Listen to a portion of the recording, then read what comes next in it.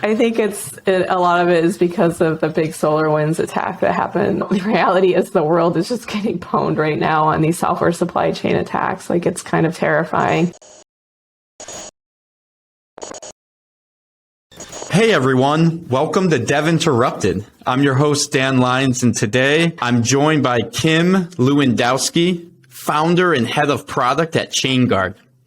Kim, thanks so much for joining us, and congrats on the just announced $5 million in seed round funding.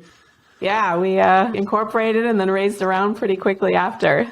So it's exciting for us. Thanks for having me. That's so cool. We're definitely going to dive into that and how that came to be. But before we get there, I'd like to start by giving our audience the opportunity to get to know you a little bit better. I heard that you once had a scholarship to study ceramic engineering. Is that true? Yes, it's true. I grew up in western upstate New York near Corning Incorporated. So I was near Corning. Grew up near Corning, the city, but Corning Incorporated was based there, which some listeners may have heard about. And they're famous for things like Gorilla Glass, like making glass for spacecrafts, cookware, and fiber optics. And I did a internship there in high school, a couple of them. And I think that's where I got interested in like ceramic engineering. But then I ended up dropping out and not going through the program last minute. I think I thought it was like a little bit too specific. And so, yeah, so that was the end of that. That's actually really cool. I know all about that in a way because I grew up in Rochester, New York, which is in upstate New York. Yeah. And the Corning, I remember either getting or receiving gifts from the Corning Glass company. So very cool. Yeah, small world there. Yeah, the museum is awesome. If you're ever in the area, get a chance to go check it out. So. Now, you ultimately ended up studying comp sci, right? You got a comp sci degree. Yeah, I ended up with a master's in computer science. I went to RIT for a brief stint in New York, and then I couldn't take the weather anymore and finished up at Florida State. So the snow. Yeah, you went it was too snowy. So you said, I'm going to go all the way down to Florida and make sure it's sunny most of the time. Yeah. What got you into computer science? Yeah, great question. You know, I was always pretty good at math in high school, and I enjoyed it. And I was always looking for like the advanced math classes and everything. I remember helping my older brother out on math. It was pretty fun. And then I took my first C++ programming class. That was my first introduction to programming, and it kind of stuck with me from then on. Like, I preferred that the solutions are either kind of right or wrong. So if you're compiling a program, it either compiles and works, or you missed the space. So I think I enjoyed that part of it more, with less ambiguity. And my dad was always like, we had computers early on, and I can't even tell you how many hours I've logged on like Oregon Trail and SimCity and things. So hell yeah. Yeah, I think the combination of kind of those two things just got me intrigued by the field. And yeah, last thing I know, I ended up with a master's in CS. What I love about developing, when I was a developer, it's like, you get that little dopamine hit every time. Okay, yeah, my code's compiling. I finished a function. It's doing something. Exactly. All throughout the day. Yep. So you get like a quick feedback loop on your work. Yep. And in addition to all of this, I also understand you spent 2 years working at a nuclear research lab in California. How did you end up doing that? Yeah, so that's a fun story. So my parents didn't really help out for college, paying for the bills and everything. So I was always on the lookout for scholarships and ways to get money. And I heard about this government scholarship, and I think it's still around today. It's like the scholarship for service. So I applied, and luckily I received it. They covered grad school for me and a stipend. So it was like the first time I didn't have to work as a college student, which was mind blowing. I was always holding like almost a full-time job down. But in return, the requirement was you had to go work for the federal government for a couple of years. And my boyfriend at the time, now he's my husband, he knew about Lawrence Livermore Labs out here in California. This is where he grew up. And so he's like, oh, you got to move to California. Like, go to California. Don't go up to DC. And I was like, all right. And so yeah, I landed a job at Lawrence Livermore National Labs. That's really cool. Is that a government style job or? I guess, yeah. I mean, it's I think they're funded through the Department of Defense. I had to get like a top secret security clearance to work there. And I think I actually did an internship, and then I ended up working there the full time for 2 years. So I started working. It was pretty cool. Like the projects I worked on are super cool. The first one was at the National Ignition Facility. So that's a huge project, like the most powerful laser in the world. And they're trying to simulate like nuclear fusion reactions. And I think they may have actually been successful recently. Not while I was there. I was still kind of very much of a work in progress. Yeah, it takes some time with these nuclear. Yeah, and I was writing Java GUIs back then, and I just remember like always trying to think of ways to slip in like Easter eggs. Like I wanted dancing sharks with laser beams. We got to lighten the mood on some of these government style products. Yeah, I mean it was for energy research too, so I mean, that's a good part of it. So that was a fun project. Starting out on the projects like that, did that shape your career in any way? Yeah, I think a bit. Like I ended up moving over to a different team. Like the lab is a pretty big place with a lot of different projects going on, and I started working with a team on some biodefense products or tools, whatever. And that's when I got exposure to more like open source. Like we were using Jenkins, and that's when I started using Hadoop for the first time. I think like that Hadoop experience early on was just showing me like the power of open source in a community and being able to work with people like outside of your core organization on similar problems is like, it's sort of fascinating and special all in its own way. So I'd say for sure. Yeah, it's almost magical. The collaboration that you can do, people all over the world, it's like kind of limitless. Yeah, so it's fun. That's great. Now, we're going to talk about Chainguard, but prior to Chainguard, you were then a product manager at Google for 7 years. Can you tell our listeners a little bit about your experience there? Yeah, sure. So, after I left the lab, I spent a bunch of time at startups, primarily as an engineer, and started dabbling in a few different product things. I did my own startup, which I wasn't successful. Well, I shouldn't say I wasn't successful in raising money for that one, and ended up kind of selling it, what pieces were there, to another company. But my first product manager job was at Google, and I was there for about 7.5 years. So Google was super fun place to work. Like it was almost even sad to leave. Like I was having a blast while I was still there. So even making the decision to start a company was a tough one. I met a lot of amazing people. I worked on a lot of cool projects. It was my first job as a PM, so I shifted away from writing code every day. But yeah, I think overall, like it was just an amazing place to work. I love the culture. I love all the people we were working with, and I got to work on some really cool projects while I was there. What is it like on a day-to-day there? Like, yeah, people usually talk about the culture, but can you explain like what is the vibe exactly? Yeah, I mean, I think one of the first things that really took me by surprise was like the transparency of kind of everything that goes on. And I thought that was amazing. Like I felt like Google was even more transparent than some of the small startups I was at, which makes no sense at all. But you kind of can get access to a lot of things just to help you do your job. And I think that always that always surprised me. I think day to day, as a product manager, it depends. Lots of meetings, of course, lots of emails, trying to fish through all of the noise and focus and build things and meet with lots of people. What did you get to work on? Is it any kind of like public facing stuff that we would all know? Yeah, so I spent the majority of my time on Google Cloud, and I worked on a number of Google Cloud products. And I actually started on the App Engine team. And so it was kind of almost like before Google Cloud was really a big Google Cloud. And I worked on a number of the App Engine services, like a queuing service, our cron or scheduler service.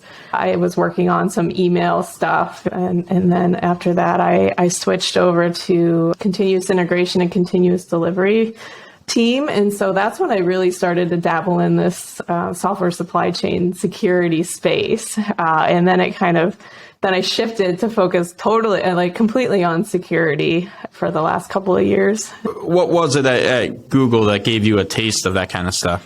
So when I switched over to the CI/CD team building continuous integration, continuous delivery products, I started an open source project with Dan, who's now the Chainguard CEO that I work with, and a few others.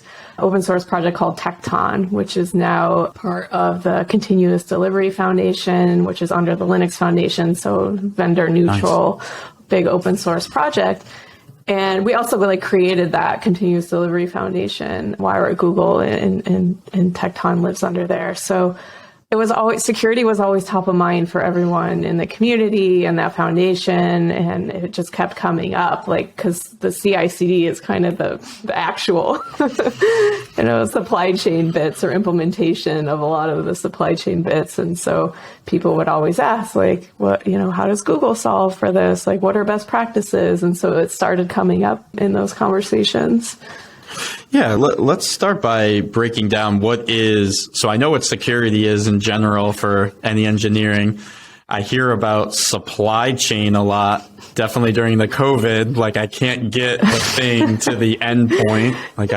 My Christmas presents were all late because of supply chain. What is software supply chain security? Yeah, it's a good question. And people do sort of sometimes still confuse it with physical supply chain. And there's probably a lot that overlaps. But, when I think of software supply chain, it's what is all the code and all the mechanics and the processes that went into kind of delivering that core piece of software at the end. Software depends on a lot of other software. Where does that software come from? How was it built? How was it deployed? It's all the bits and pieces that go into making these things. There's a good blog post that a couple of my former Google colleagues wrote that drew a good analogy to doing construction work on your house if you're doing a remodeling project, and really tries to paint a picture of where the risks are and how this gets so complicated. And so you kind of think of you have a contractor, well, they need keys. They have subcontractors. You give keys out to all their subcontractors. Who are they? Where are they from? What materials are they bringing into your house? So. Yeah, it seems kind of the analogy, it starts spreading pretty rapidly. Maybe the access and how many dependencies need to come together, and I don't know, this third-party software uses these other 5 third parties. The keys are all over the place. Exactly. Is that a good way to think about it? Yeah. And I think the physical supply chain, similar, how is your package getting to your house? What are all the touch points and... What trucks is it riding on? Who's driving those trucks? Same. Totally makes sense. I mean, the terminology software supply chain security, it's become a little bit buzzy. It's a trending word now. Why do you think that is? Yeah, I think a lot of it is because of the big SolarWinds attack that happened, I think a little over a year ago now is when we first started reading about it. I think security folks in the space have been talking about this for a while. I do think, though, that it's become pretty buzzy because of these large attacks. I mean, the reality is the world is just getting pwned right now on these software supply chain attacks. It's kind of terrifying. So what happened with SolarWinds? Let's give I remember hearing, this big thing's happening. I wasn't in the security space at the time when it happened, but we have an engineering team. So what actually happened there? Yeah, so attackers broke into the build system, how they were building code, and then were able to distribute malicious code to a bunch of the SolarWinds customers. So I think lots of people were affected, government agencies, other large companies, I think lots of Fortune 500 companies. Yeah, so that kind of got the whole world on edge, and we saw an executive order come out of that from President Biden that we needed to take a closer look at all these things, and people contracting for the government would have to follow some new guidelines for if they were going to sell code to the government, basically. Was that kind of the life-changing, the SolarWinds attack? Was that the spark that kind of turned heads, or you know what I mean? Yeah, I mean, I think so. I think, a lot of security experts have been talking about this stuff for a while, but I think it's definitely kind of shifted focus and it's making people take a real look at it. In their organization, Log4j thing is happening right now, which is terrifying as well, and one of the biggest breaches over time. But I think I think any company that's writing software, developing software and has customers, like they need to be taking a serious look at these things. So I think it did draw a lot of awareness to the issue. It's funny the way humans work. It's like you always have these, I don't know, researchers or like more advanced people on the topic that are kind of trying to get their voice out and saying, hey, we have an issue here. And then it takes like a disaster for it to become top of mind. I mean, it's almost kind of scary, like how many similarities it has to the pandemic, right? Like we watched an old video of Bill Gates saying there's going to be a big pandemic and we're not prepared. And why do you think the software supply chain is getting pwned? Well, I think compared to other areas, I guess.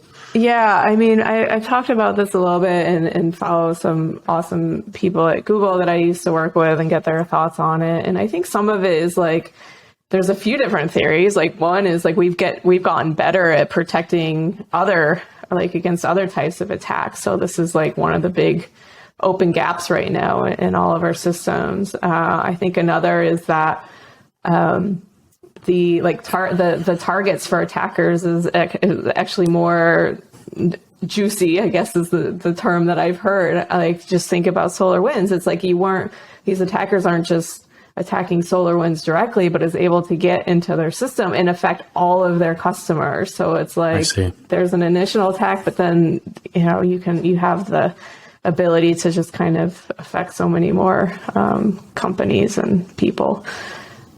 So it kind of sounds like, if I'm getting it right, like the supply chain is kind of like a sensitive area in the sense that if you are an attacker and you get in there, you're going to get like a spread of access or the reward if you're like an evil person and you want to you can cause more damage if you get in. Exactly. Maybe then, I'm just hacking like one application and now I'm kind of stuck there. How does this relate to open source? What are like the ramifications for open source? Yeah, so that's a good question. So my last role at Google was protecting Google from open source software, and open source software is amazing. It's how we've gotten so much innovation today, but it does come with some risk. I think the challenges are a little bit more unique when it comes to trying to protect kind of the supply chain of open source software. As we've seen, like it's hard to know who's writing that software. There's no kind of standards in place right now. There's no easy way for a company to do sort of a risk analysis of the open source software that they're using. And it's difficult because a lot of, open source projects that people depend on, like they're not well funded. These are like volunteers just working in their free time, and like they maybe don't even have like the security expertise or the skills to think about some of these like attack vectors, and so it's been interesting last few years sort of looking at this problem. How do you know where your software is coming from and what is provenance? So I mean that touches on a big topic of open source. It's like it's really impossible and very difficult to trace like the open source software package or all the way back to like its origin. So how do you trace it back to its origin? Like what developers were committing code to it? What processes were being followed? Like how was the software package built? All those sorts of questions is kind of how I've been thinking about provenance in my head. And then the important part is like, okay, you sort of have that data and that info. How do you actually verify that data? How do you know that it's accurate, like it can be trusted? And that's when we started this project called SigStore, which is an open source project, which the original goal was to help make it easier for developers to sign code and containers. And then you have that cryptographic sort of guarantees where you can verify at the other end. Yes, like I, Kim, attest that I signed this software, and then you can verify and write policies on the other side of it. Wow. Yeah, this is cool. I mean, I actually didn't know too much about this coming into the pod. It's a pretty expansive, complicated problem. Now we're caught up to speed with some of the problems that are happening in the industry. Let's jump into your work at Chainguard. What's going on there? What's Chainguard doing? Sure. So me and 4 other founders started a company called Chainguard. The site is chainguard.dev. I think we incorporated in October. We all worked together at Google at one point, so we all knew each other, and then kind of came together at the right time to go help companies tackle supply chain security. That's a lot of founders. Like usually, the most I hear oftentimes is 3. 1 to 3 is common. Yeah. How is that working out for you with that many people at the top? It's amazing. I mean, I think the big difference is like we all had worked together before. I mentioned I started a company before, and like I didn't really know my founder. It was just someone that had a similar idea to mine. We had never really worked together in a professional environment or anything. Yeah. So it was a much different experience, but like they're all great. I love all of them. Dan, our CEO, and I have been working together closely at Google for the past 5 years or so. We worked on a lot of these open source projects and tools together. And him and I would casually kind of talk about startups, but nothing really stuck, and the timing wasn't really right. And then we sort of like all the chips just sort of aligned here. And it was like, wait a minute, this is, a huge opportunity for us to go and have a big impact and just go big here and really help. Like we've been working in this space. Matt, Vilay, Scott, who are the other founders, they've been working with containers. Vilay is one of the original Kubernetes engineers. So we thought that all the pieces were lining up to go out and do this. Yeah. What are the roles of each of the co-founders? Yeah. So Dan's our CEO. I'm focusing on product stuff, and Matt, Vilay, and Scott are focused on engineer. Matt's our CTO. So that's our roles right now. I think it's been amazing to have a team right out of the gate, if you will. Like I think we've got a lot done in just the 2 months we've been incorporated. Another awesome benefit is like if one of us can't make a meeting, just throw someone else in, and so yeah. So far, it's been all positive for us. I think we've got a plan for decision making and talking about more process stuff like that. And who knows what the future holds. I'm sure like all startups will have a few bumps along the way, but so far it's been nothing but amazing and fun. You mentioned you had a previous company that probably, like the way that you described it, had a combination of success and failures. How do you think starting that first company, whether you think it was successful or not, has impacted you being a founder the second time around? Yeah, great question. I mean, what I remember from then, lots of ups and downs, as any founder will tell you. It's kind of a roller coaster. You'd get some great news one day and then terrible news the next day, and just kind of riding the wave there, I think is super important. I think just doing what it takes to get a company off the ground. My startup experience definitely helped me prepare for doing this again. And of course, having the experience at Google, building cloud enterprise products, I think has helped me a lot. You have a great background and an amazing career going. And it's kind of led up to Chainguard in October. Big news, you were incorporated. And then last week you announced a $5 million seed funding round. So congratulations on that. That's awesome. Thank you. We have a lot of technical listeners here, and we have up and coming engineering leaders that someday want to be in your position. How were you able to, get that round of funding? Yeah, great question. So the market's a little bit crazy right now. I don't think we realized how quite crazy it was until we decided to go venture off and build a company. So a lot of VC money floating around out there. We ended up taking a seed round from the folks at Amplify Partners, and they've just been amazing. I think for us, it was really important to find partners that just we could see ourselves almost being in the same room with and working with every day. And they have not fell short of that. They're just an amazing group of people that have been helpful. I think they reached out to Dan initially and it was like, hey, he's thinking about starting something in this space. And then the conversation went on from there. I think for us, maybe a little bit different than some other people's experience, like raising money or building something, is like I had mentioned, we had been in this open source space for a while. So our names are out there. The projects we, started and work on are out there. And that's what we're using a lot in Chainguard and building our products like on top of these open source projects. So it was like there was already something there that people could see in the open and see where this could go. Yeah, it's kind of like it gives you clout. Your reputation's out there a bit. You have a foundation to build off of. It probably went a long ways in getting that seed round, like a seed round investment. They're banking on you for the future. They're really investing into you and your team. Yeah, more exactly. So than your revenue that you're generating or how many customers you have. It's really about you. Yeah, and I think my advice too for other people is to get yourself out there, do podcasts like this, tweet. Our Dan, our CEO, again, he's amazing at just writing blog posts and tweeting and building up a following for himself and showing thought leadership here. And I think that goes a long way when people are trying to figure out who's in the space, who might start a company one day.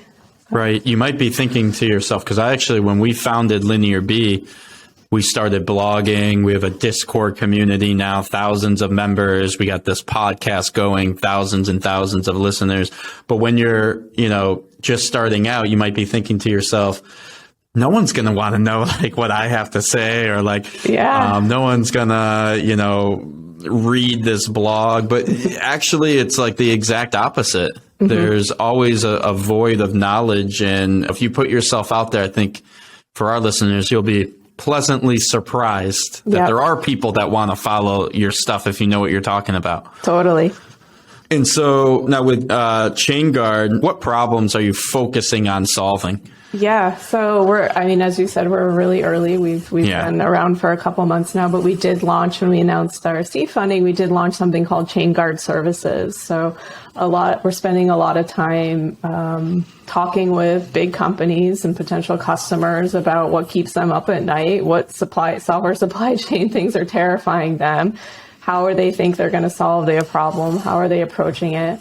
And so a lot of these companies too, they found a number of these open source projects and thinking about using them internally and need a little bit of help, or don't really understand their security posture today. So we announced Chainguard Services to work closely with a handful of companies to either help with auditing or help with training. And we're also building some integrations and things. So we, right now it's early and we're shaping the ultimate products that we end up taking to market and just really trying to learn as much as we can. And so a lot of that time is being spent talking to people right now. And for our listeners here, not everyone is working at a large enterprise that maybe has a lot of funds. We get a lot of listeners from startups and scale ups and, people that are closing series A, B, C rounds. For leaders that are in kind of that position and they're listening and maybe saying, oh shit, I gotta be thinking about this stuff. Where do they start, regardless of Chainguard? How do they even start about improving this? That's a great question. So, like I said, there's a lot of great stuff out there in the open now. Salsa.dev, SLSA.dev is another thing I launched while we were at Google, and it's now got a lot of community participation, and it gives a framework for supply chain integrity. And so it's a really good kind of reference to use as you're thinking about building, how your software development processes look in your organization, how you're thinking about when you bring in open source software or third-party software. And it's a leveling system. So we go Salsa 1, 2, 3, 4, and there's just different requirements at each level. So it's a really good kind of guideline to help start thinking about these things. The website lists out a bunch of different attack vectors and attacks we've actually seen in a while. And here's how the framework can help you prevent against these type of attacks. So I would definitely kind of start there as you're building out your company and your organization. And then that's the thing with Chainguard, and where we saw an opportunity too, is many of these companies, they don't have a team of security people focused on this day in and day out, or they don't want to hire a team. Let me go focus on my core products and features for my customers and just let me buy something off the shelf to help us with this problem. So definitely keep an eye out for where we're going, if that sounds interesting. Absolutely. And, thank you so much for giving that advice. It's been like a really awesome conversation with you and hearing about your background and catching us up on software supply chain security and your founding of Chainguard. So, thank you so much for coming on the pod today. Yeah, you're welcome. Thanks for having me. Yeah, absolutely. I want to give you an opportunity. So, as you said, you're launching Chainguard services. If someone is listening and wants to get it involved, how could they do that? Yeah, so we have just a simple Google form, like learn more, contact us form. Just fill that out. And I'm usually sending you an email, like would love to hear about how you're thinking about the problem of supply chain, like what challenges you're running up against, see if there are opportunities for us to work together. Perfect. So anyone, that's listening, if you want to get in contact with Kim, we'll include that form in the links. Also, a quick reminder for our listeners, if you haven't already rated and reviewed the show on your podcasting app of choice, particularly Apple Pods, please do so. Reviews are a crucial way that our show gets discovered. Also, be sure to join the Dev Interrupted Discord community. That's where we keep this type of convo going all week long. I also want to say thank you to the more than 2,000 of you who are now subscribed to our weekly interruption newsletter. We bring you articles from the community, inside information, and weekly podcasts, and the first look at Interact 2.0 on April 7th, 2022. Kim, it's been a pleasure. Thank you. Yeah, thank you.